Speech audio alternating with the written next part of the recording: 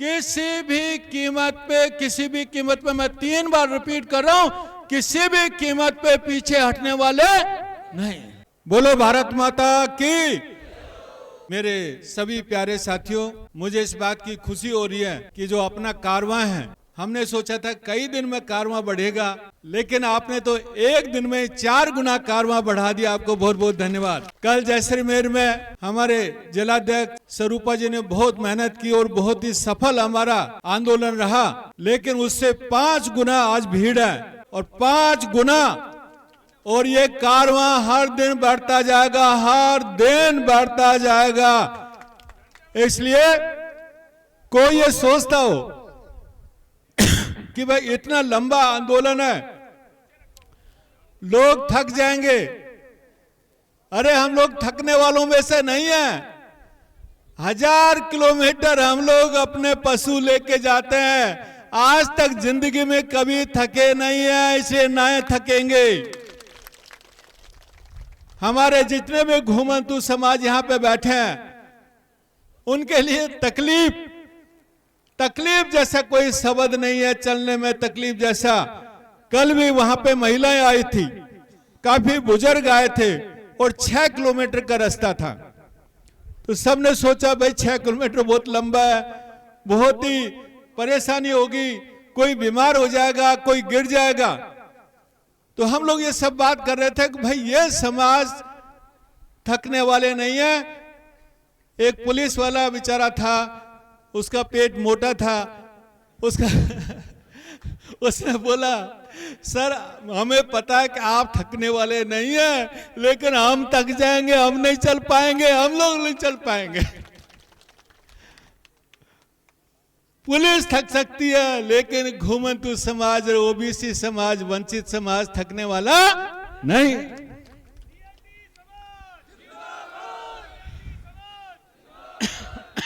इसलिए मेरे भाइयों, आज जो हम लोग लड़ाई लड़ रहे हैं, हमारे लिए वर्तमान की लड़ाई लड़ रहे हैं, हमारे भविष्य की लड़ाई लड़ रहे हैं, हमारे अधिकारों की लड़ाई लड़ रहे हैं, और ये कारवां दिन पे दिन बढ़ता जाएगा।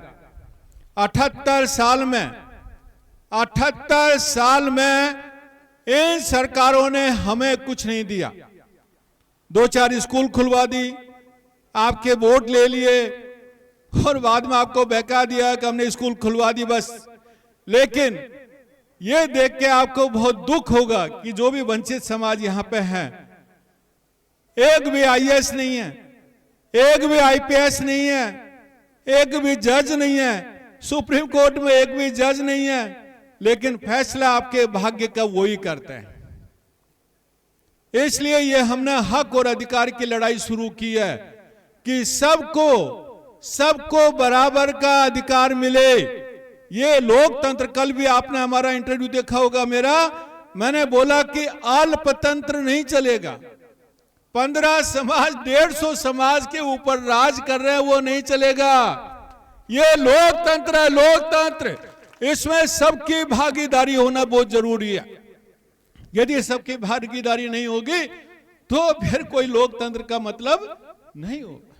इसलिए ये लड़ाई हम लोग लड़ रहे हैं। लड़नी चाहिए कि नहीं लड़नी चाहिए?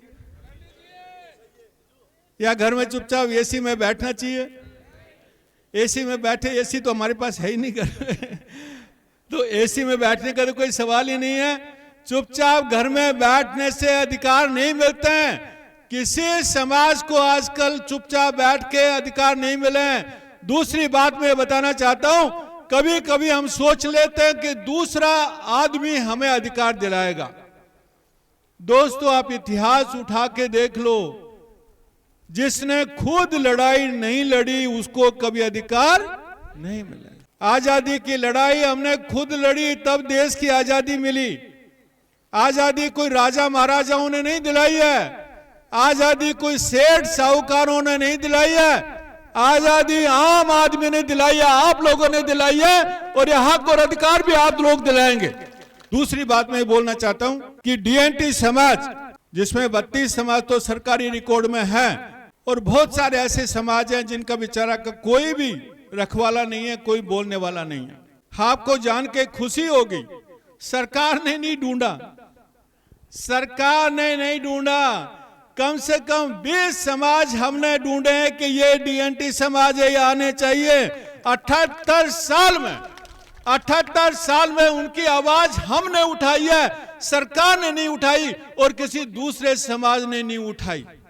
इसलिए मैं बोलना चाहता हूं, आज का जो दिन अपने लिए इसलिए भी, ये जो बच्चे आए हैं अभी, जुझार हमारे रावणा राजपूत के बच्चे आए हैं और दूसरे भी, अभी ये कारवां बढ़ता जाएगा, प्रेम आया यहाँ पे,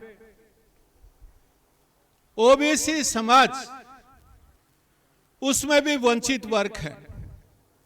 21% का आरक्षण ओबीसी में मिलता है। सुप्रीम कोर्ट ने निर्णय दिया है कि वह 21% 3 भागों में बांटा जाना चाहिए, ए, बी और सी। ए में डीएनटी वर्ग, हम लोग ए में आने चाहिए। हमने सरकार को भी प्रेजेंटेशन दिया कि आंध्र प्रदेश में भी 3 भागों में बांटा हुआ है और सुप्रीम कोर्ट ने भी कहा है कि ए वर्ग में डीएनटी वर्ग आना चाहिए। बी वर्ग में जो हमारे दस्तकार ग्रुप है, हमारा दर्जी, कुम्हार, लुहार, सोनी, जो भी अपने रावणा राजपूत, जो बेचारा एक श्रमिक वर्ग है, और बाकी दूसरे जो समाज है वो आने चाहिए, और सी ग्रुप में कृषक वर्ग आना चाहिए।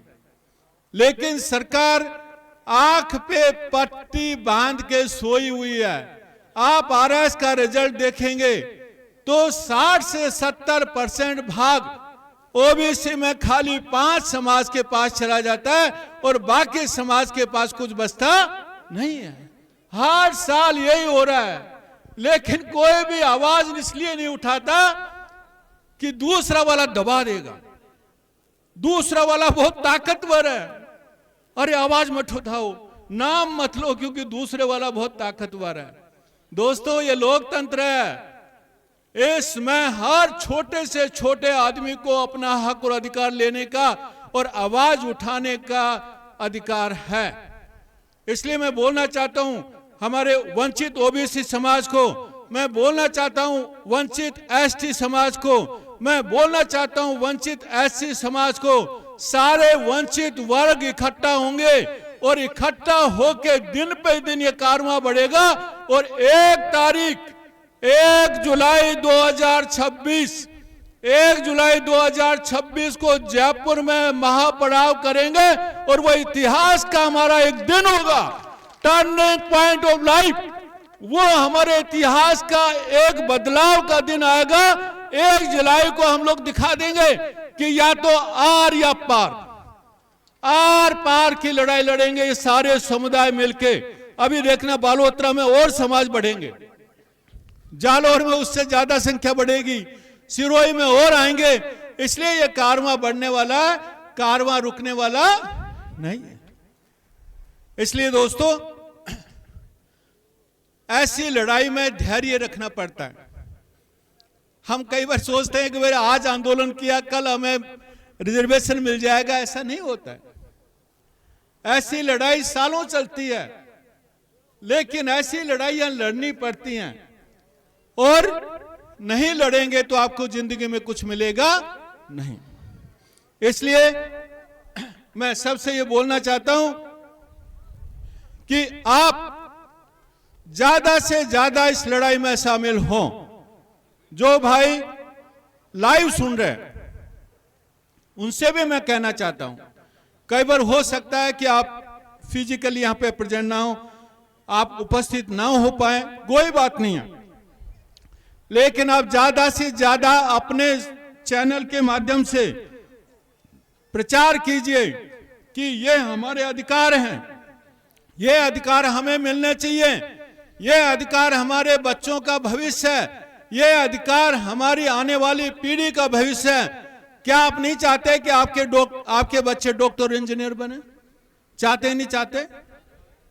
कई गांव में, बाड़मेर में गए, पिछली बार मैं आया था सिवाना क्षेत्र में, बाकी गांवों में, कई गांवों में गए, अधिकारी तो छोड़िए, चपड़ासी भी नहीं है। मैं सही बोल रहा हूं, गलत बोल रहा हूं?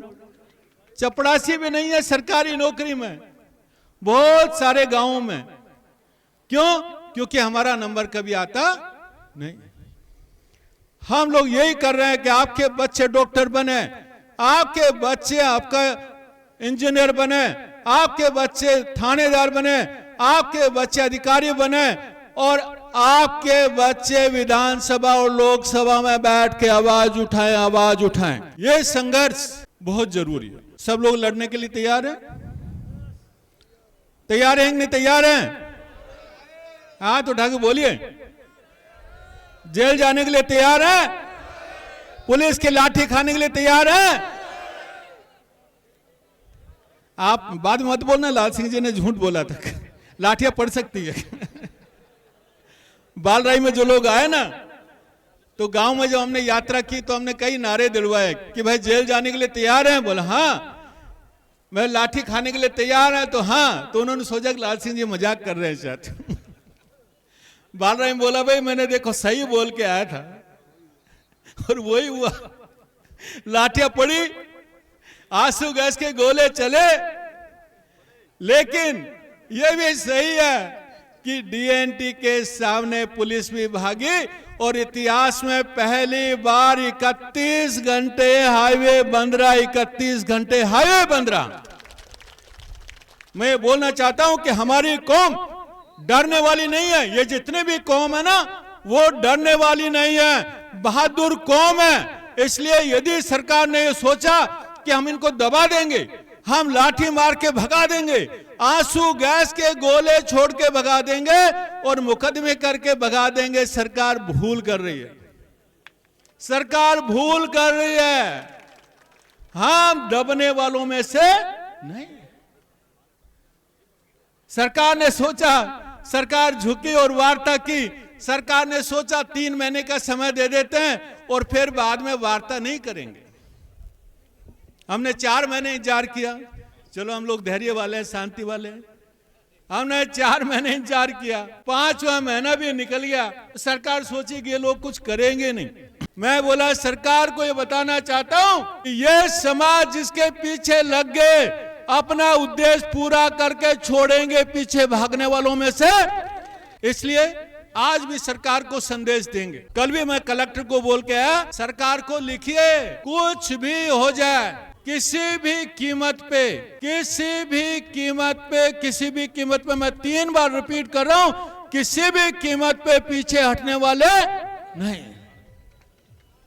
इसलिए सरकार हमें जो अपना आरक्षण का उपवर्गीकरण है वो करके दे, तब हम लोग हमारी मांग पूरी होगी, नहीं तो ये हमारा कारवां बढ़ता जाएगा।